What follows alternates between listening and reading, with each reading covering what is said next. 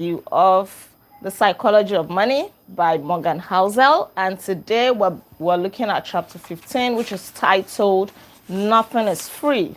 Right, everything has a price, but not all prices appear on labels. Of course, everything has a price, and the key to a lot of things with money is just figuring out how much something costs, right? And then you decide whether you are willing to pay for it since you know the price. Can you afford it? Can you not afford it, right? But the problem is that the price of a lot of things is not obvious until you have experienced them firsthand when the bill is overdue. So even though everything has a price, for some things that can be bought with money, you know the price, you decide here and then, can I afford it? Should I go for it? Am I willing to pay for it?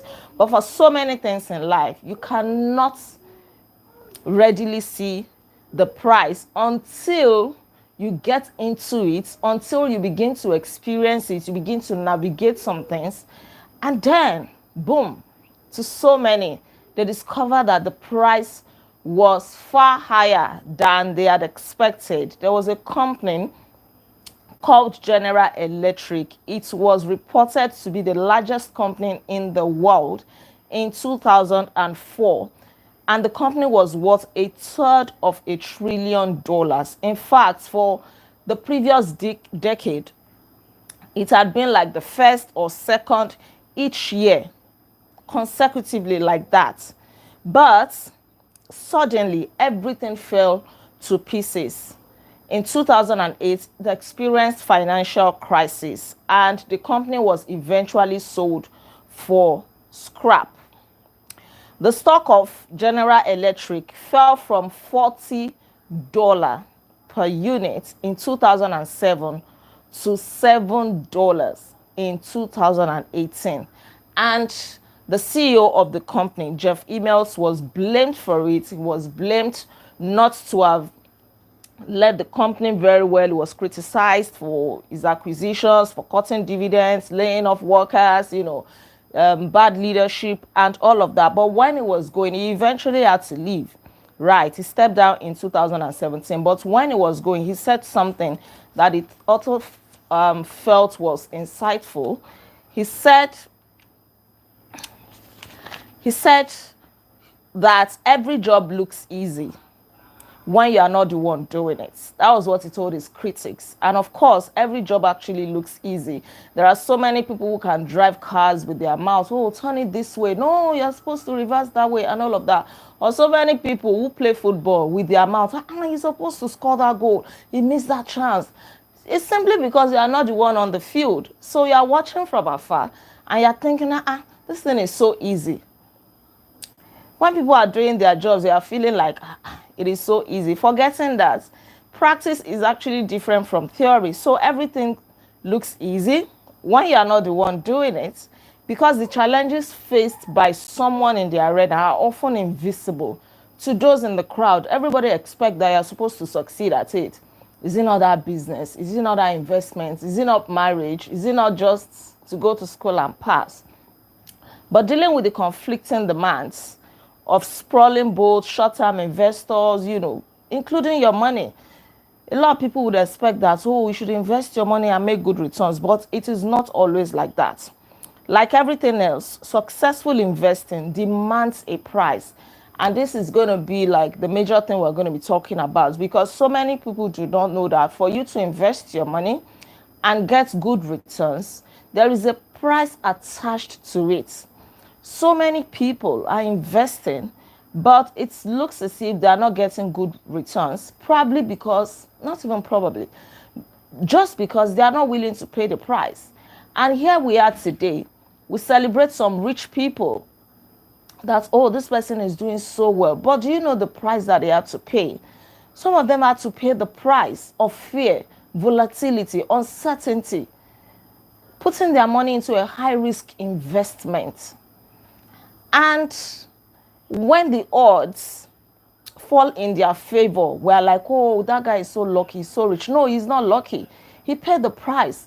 Meanwhile, a fearful person, somebody who doesn't even want to face any kind of uncertainty at all, They want to be 100% sure that the little money they put in will come out alive, right? And when it eventually comes out, the returns that they get is very minimal because they only invested into a low risk portfolio, right? So there is a price to pay if you want to be wealthy. There is a price to pay if you want to be rich. There is a price to pay if you want your investment to yield good returns. And some of the prices, as said by the author, is fear, uncertainty, volatility, right? You are not sure, but to still act in faith that your investment is going to yield good returns. You are not certain about it, but you are willing to pay the price because you understand that if you don't take risks in life, call it calculated risk if you like, you are not going to succeed. You're not going to make progress. So you cannot play your life too small or play it too safe by being fearful. You don't want to venture into anything that you are not 100% sure of. But let me tell you something. In life, you will not be sure of everything. You will not be able to figure out everything. And the reason is simple. You are not God. It is only God that knows everything. There is a saying that to err is human, to forgive is divine. But let's look at the err part. To err means to make mistakes, to goof. As long as you're a human being, you are not going to be 100% sure. So don't wait until you are extra sure before you take steps, before you make moves. It is part of life. If you make mistakes, learn from them, move on, try again, get yourself back up. Right. So there is a price to pay for everything. The inability to recognize that investing has a price can tempt us to try to get something for nothing, which is like shoplifting. And it doesn't end well. It rarely ends well, right? There is a price to pay. If you want to invest and you want to have good returns, you want your investment to yield something very good. For example, you want a new car and the car costs $30,000. You have three options. Number one, to be willing to pay for that price. Drop your money, whether outrightly or in installments. You are willing to pay for that car, $30,000. You get it. Number two, it is either you find a cheaper alternative, maybe a fairly used car that doesn't cost $30,000 and you pay for it and buy it. The third option is to steal the car. But many people would not go for this third option because they know that the consequence is so terrible. If you are caught, the price that you are going to pay is even higher than $30,000. It can damage your name, destroy your reputation, destroy the reputation of your family, even your unborn generation. Because if you do it in a country that keeps records, it will keep haunting you. Even after you are gone, it will keep haunting the children, the children's children, and all of that. Oh, their father stole a car, you know. God now help one of the children or grandchildren or, you know, that may want to contest for a big position, probably contest for the post of a president or governor. They'll go and dig out. People know how to dig out stuff. They'll dig out all kinds of information to remind them. So that is so terrible. And the same thing it is with investment. Sometimes we don't want to pay the price. We wish that we can cut corners. You want to cut corners. You want to... There's a company here, let me quickly see, that cut corners, trying to pay people more dividends. Yes, the company is still the same GE that we talked about, General Electric, the previous CEO before Jeff. It is reported here that one of its many faults, one of the reasons why the company collapsed, was traceable to the previous CEO before Jeff. The CEO was Jack Welch. And what did he used to do? He became famous for ensuring quarterly earnings. So any estimates per share that Wall Street declared, he would take it a little bit higher. So for example, if Wall Street analysts expected $0.25 per share, Mr. Jack would deliver $0.26 per share, no matter the state of the business or the economy. He was steadily doing that. He saw it to be a charitable thing. And sometimes you would have to take gains from the future, money that the company was supposed to use in the future or projected gains, and use it now to augment for that, to offer shareholders more money. And that, of course, boomeranged. A lot of people liked him for that, but it did not last. And imagine what happened to a company that was once declared to be the best in the world. It was eventually sold for scrap. The company fell apart. So you want to do in life, you have to calm down. You have to pay the nothing comes cheap. If you want cheap success, then you can use cheap strategies. You can cut corners, find ways around it. People would always find ways around it.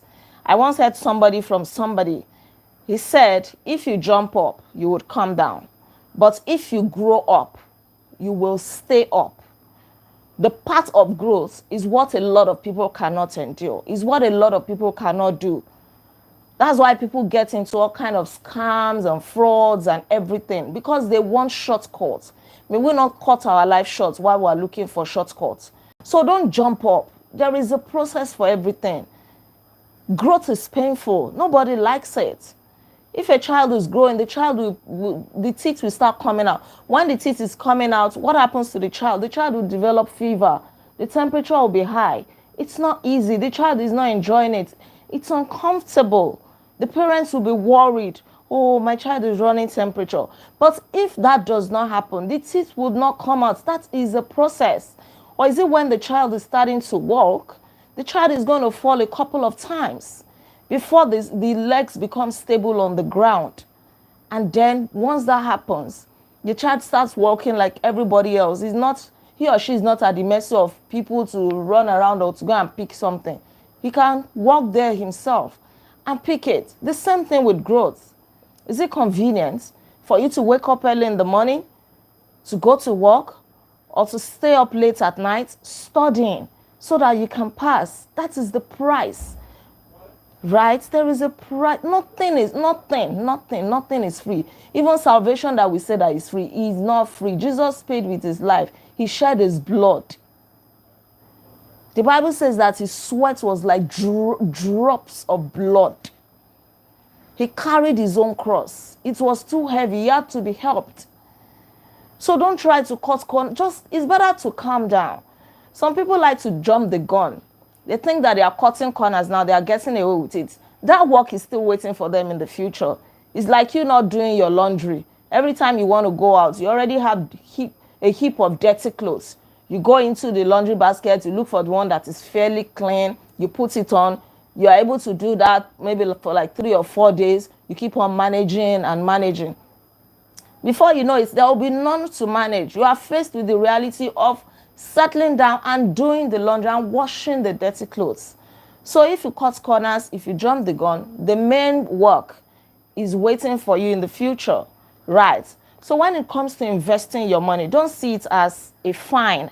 Don't see it as a punishment. Even if you lose your money, don't see it as a punishment. Calculate the risks, right, before you get into it. But it doesn't mean that everything will work out in your favor.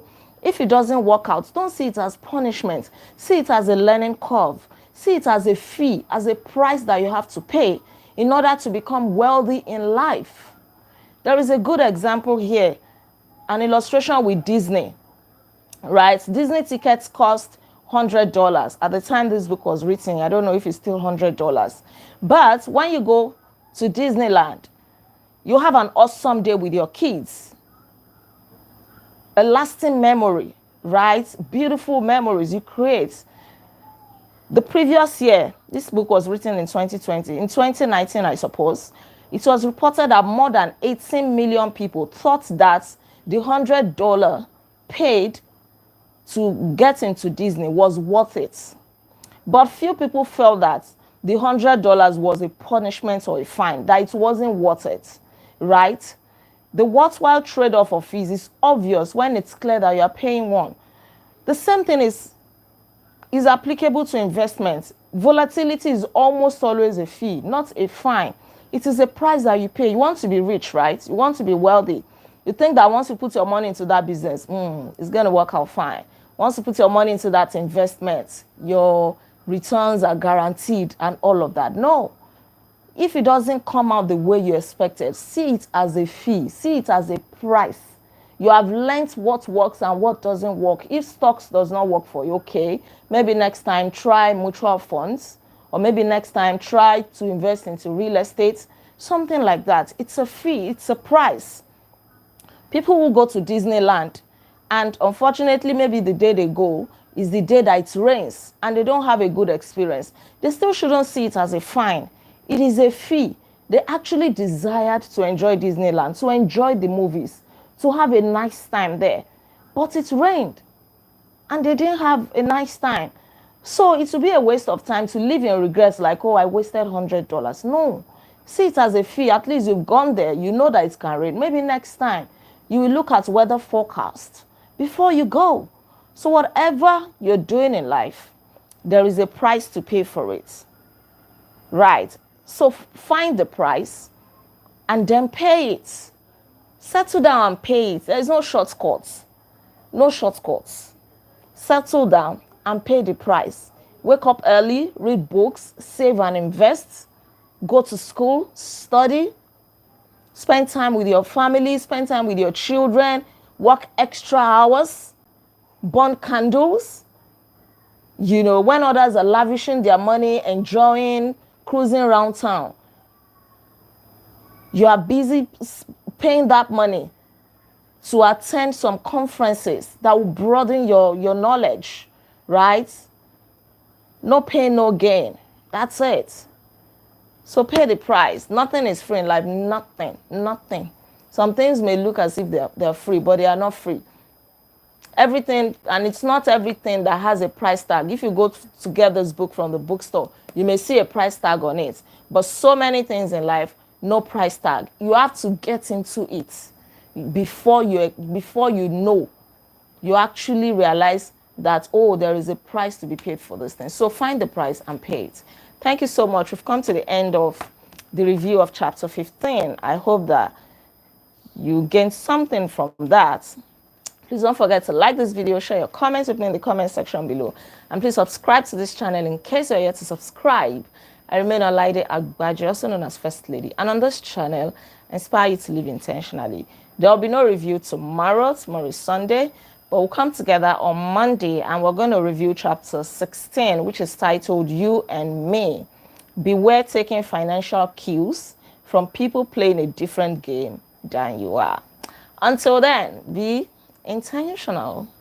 Bye.